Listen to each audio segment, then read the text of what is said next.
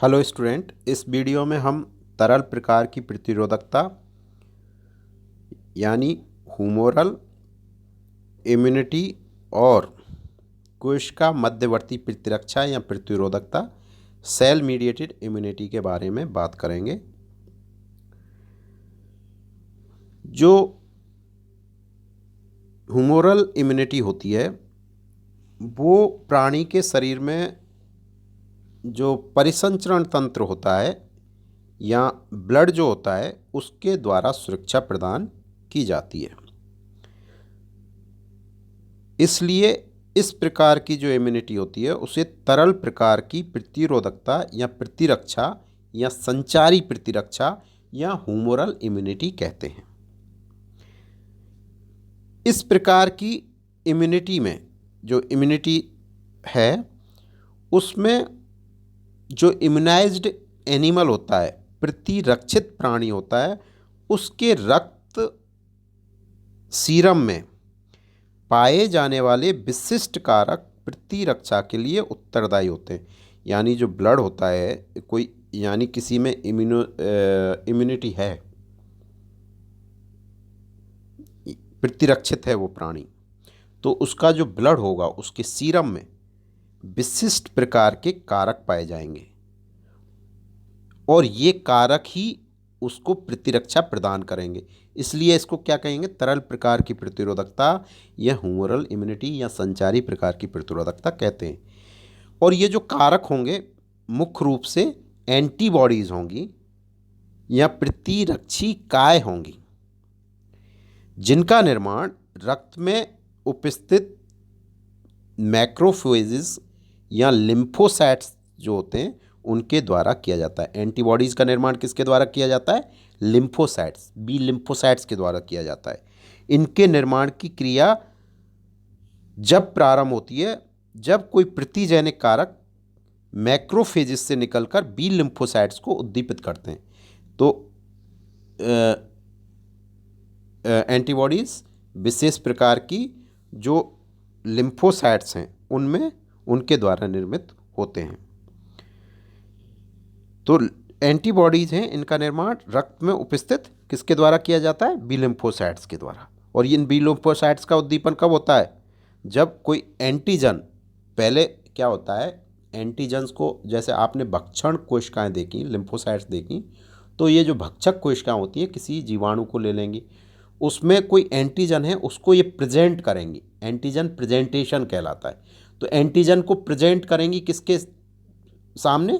B lymphocytes के, और फिर बी लिम्फोसाइट उद्दीपित होगी। फिर बी लिम्फोसाइट उद्दीपन के पश्चात एंटीबॉडीज़ का प्रोडक्शन करेगी। वो एंटीबॉडी ही इस तरह की इम्यूनिटी प्रदान करती हैं। तो जो बी लिम्फोसाइट सेल्स हैं ये परिसंचरण तंत्र में प्रवेश नहीं करती, बल्कि क्या होता है, जो लिम्फोइड टिश्यू होते हैं या लसिका ऊतक होते हैं उनमें रहकर प्लाज्मा कोशिकाओं का क्लोन बनाती हैं। और ये कोशिकाएं बी लिम्फोसाइट से 2 से 3 गुना बड़ी होती हैं। प्लाज्मा कोशिकाएं बी लिम्फोसाइट्स जो हैं वही उद्दीपित होकर प्लाज्मा सेल्स में परिवर्तित हो जाती हैं। और ये प्लाज्मा सेल्स क्या, बी लिम्फोसाइट से साइज में बड़ी होती हैं और ये प्रतिरक्षी या एंटीबॉडीज़ का निर्माण करती हैं। जो प्रतिरक्षी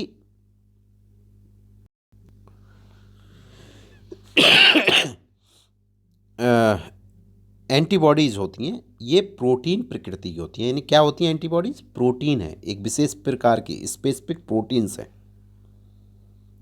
और ये एंटीबॉडीज़ जो आपका सर्कुलेटरी सिस्टम है, ब्लड सर्कुलेटरी सिस्टम, उसमें प्रवेश करती हैं। ये जो बी लिम्फोसाइट्स होती हैं जो प्लाज्मा सेल्स में कन्वर्ट हो जाती हैं, ये हज़ारों की संख्या में प्रति सेकंड इन एंटीबॉडीज़ का निर्माण करती हैं। और ये एंटीबॉडीज़ किसी विशिष्ट एंटीजन से क्रिया करके उसे नष्ट करते हैं। ये क्रिया कहाँ संपन्न होती है? रक्त में संपन्न होती है। इसीलिए इसे तरल प्रकार की रोधक क्षमता या हुमोरल इम्यूनिटी कहते हैं।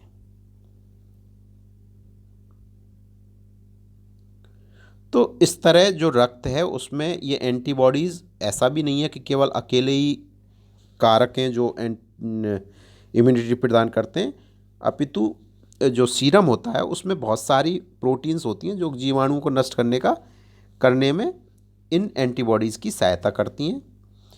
और ये जो रक्त सीरम में उपस्थित प्रोटीन्स होती हैं उनमें से लगभग 20% एंटीबॉडीज़ अणु होते हैं, बाकी अन्य प्रोटीन्स होती हैं जो जीवाणुओं द्वारा उत्पन्न जो एंटीजेंस हैं उनको नष्ट करती हैं। ठीक है, तो जो एंटीबॉडीज़ हैं इनको हम प्रतिरक्षी ग्लोबुलिन्स या इम्यूनोग्लोबुलिन्स या आईजीवी कहते हैं। दूसरा जो प्रकार है इम्यूनिटी का, सेल मीडिएटेड इम्यूनिटी या कोशिका मध्यवर्ती प्रतिरक्षा या प्रतिरोधकता। इस प्रकार की जो इम्यूनिटी है वो रक्त में उपस्थित एंटीबॉडीज़ के द्वारा उपलब्ध ना होकर कोशिकाओं के द्वारा उपलब्ध कराई जाती है, या इन कोशिकाओं को हम क्या कहते हैं, लिम्फोसाइट्स। यानी जो सेल मीडिएटेड इम्यूनिटी है वो रक्त में उपस्थित जो कोशिकाएं होती हैं लिम्फोसाइट्स, उनके द्वारा इम्यूनिटी जो उत्पन्न होती है वो सेल मीडिएटेड इम्यूनिटी कहलाती है। इस क्रिया में जो एंटीजेंस हैं उनके द्वारा टी लिम्फोसाइट जो सेल्स होती हैं वो उद्दीपित होती हैं और सुरक्षा प्रदान करती हैं। टी सेल मीडिएटेड जो इम्यूनिटी है वो क्या होती है, इस तरह की प्रतिरक्षा जो होती है, इम्यूनिटी होती है, उसमें कोशिकाओं पर या कोशिकाओं के निकट उत्पन्न होती है। अतः इस प्रकार की जो प्रतिरक्षा को हम टिश्यू इम्यूनिटी या ऊतकीय प्रतिरक्षा भी कहते हैं। तो दो तरह की हो गई, ठीक है, एक तो तरल और दूसरी कोशिकीय या ऊतकीय प्रतिरक्षा। जो मिट्सनकॉफ है उसने सबसे पहले बताया था कि जो रक्त में उपस्थित WBC हैं वो जो सूक्ष्म जीव या माइक्रोब्स होते हैं उनको निगल लेते हैं, इसलिए इनको क्या है, भक्षाणु कोशिकाएं या फैगोसाइट्स कहते हैं। इस तरह से जब संक्रमण होता है किसी प्राणी में तो प्रतिरक्षित जो प्राणी है उसमें भक्षाणु कोशिकाएं रक्त वाहिकाएं जो हैं, ब्लड वेसल्स हैं, उनसे बाहर निकलकर संक्रमण स्थल पर पहुंच जाती हैं और वहां पर क्या इन्फ्लेमेशन की क्रिया होती है या इन्फ्लेमेशन को बढ़ाती हैं। वहाँ उपस्थित जो रोगाणु या बाह्य पदार्थ हैं उनका ये फिर फैगोसाइट्स भक्षण कर लेती हैं। इस प्रकार से ये कोशिकाएं संक्रमण के विरुद्ध बचाव की प्रथम जो सीमा है उसको बनाती हैं। हमने पहले भी किसी वीडियो में इन्फ्लेमेशन के बारे में, शोध के बारे में बात की थी, ठीक है। तो इस तरह से ये जो सेल मीडिएटेड इम्यूनिटी है ये प्राप्त होती है। और जो सेल मीडिएटेड इम्यूनिटी है ये तब विकसित होती है जब कवक, प्रोटोजोआ या जीवाणु टी लिम्फोसाइट्स को उद्दीपित करते हैं। वो तो बी लिम्फोसाइट्स की वजह से तो होती है ह्यूमरल इम्यूनिटी, और टी लिम्फोसाइट्स की वजह से होती है सेल मीडिएटेड इम्यूनिटी। तो जो टी लिम्फोसाइट जब कोई बाह्य एजेंट बॉडी में प्रवेश करता है तो क्या होता है, टी लिम्फोसाइट उद्दीपित हो जाती हैं और परिसंचरण तंत्र जो सर्कुलेटरी सिस्टम है उसके द्वारा वह उस स्थान पर पहुंच जाती हैं और ये जो लिम्फोसाइट्स हैं इनकी संख्या में वहाँ पर वृद्धि होती है। जब इन्फ्लेमेशन की जो साइट होती है वहाँ पर इनकी टी लिम्फोसाइट्स की संख्या में वृद्धि होगी और लिम्फोसाइट या जो लसकाणु हैं ये लिम्फोब्लास्ट में परिवर्तित हो जाते हैं। किस में परिवर्तित, लिम्फोसाइट्स किस में परिवर्तित हो, वहाँ तो क्या है, लिम्फोसाइट्स बी लिम्फोसाइट में परिवर्तित हो जाते हैं, प्लाज्मा सेल्स बनाते हैं। यहाँ पर टी लिम्फोसाइट लिम्फोब्लास्ट में परिवर्तित हो जाते हैं और कम अणुभार वाले प्रोटीन पदार्थों का संश्लेषण करते हैं जिनको हम लिम्फोकाइंस कहते हैं। लेकिन ये बहुत कम मात्रा में संश्लेषित किए जाते हैं, परंतु ये अत्यधिक क्रियाशील होते हैं। एंटीबॉडीज़ की अपेक्षा जो लिम्फोकाइंस हैं वो बहुत ज़्यादा एक्टिव होते हैं, क्रियाशील होते हैं।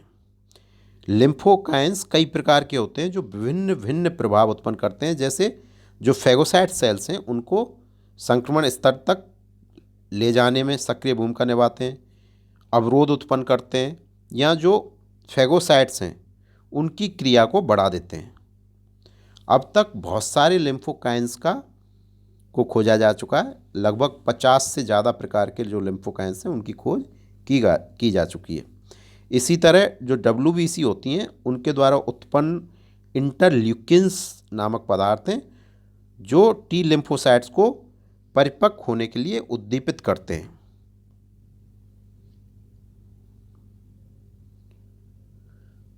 तो इस तरह से जो इम्यूनिटी है वो ह्यूमरल और सेल मीडिएटेड दो प्रकार की होती है। ठीक है, जो टी लिम्फोसाइट्स हैं ये मैक्रोफेजेस जो होते हैं आपके ब्लड में, उनके द्वारा जो एंटीजन प्रेजेंटेशन होता है या जो प्रतिजन है, एंटीजन है पचित एंटीजन। ठीक है, एंटीजन प्रेजेंटेशन का मतलब यही कोई जीवाणु की कुछ पार्ट होते हैं विशेष, उनको ये क्या करती हैं, डिस्प्ले करती हैं, जिससे बी लिम्फोसाइट्स पहचानती हैं। ऐसे ही तो जो डाइजेस्टेड एंटीजन्स होते हैं उनसे ये प्रतिक्रिया करने वाली होती हैं। दूसरी तरफ जो टी साइक सेल्स हैं या टी हेल्पर सेल्स हैं वो बी लिम्फोसाइट से संबंधित जो टी लिम्फोसाइट्स होती हैं जो एंटीबॉडी या प्रतिरक्षी जो काया है उनके निर्माण में सहायता करती हैं। इसी प्रकार टी सप्रेसर सेल्स होती हैं। टी सप्रेसर वे कोशिकाएं होती हैं जो प्रतिरक्षी अनुक्रियाओं या जो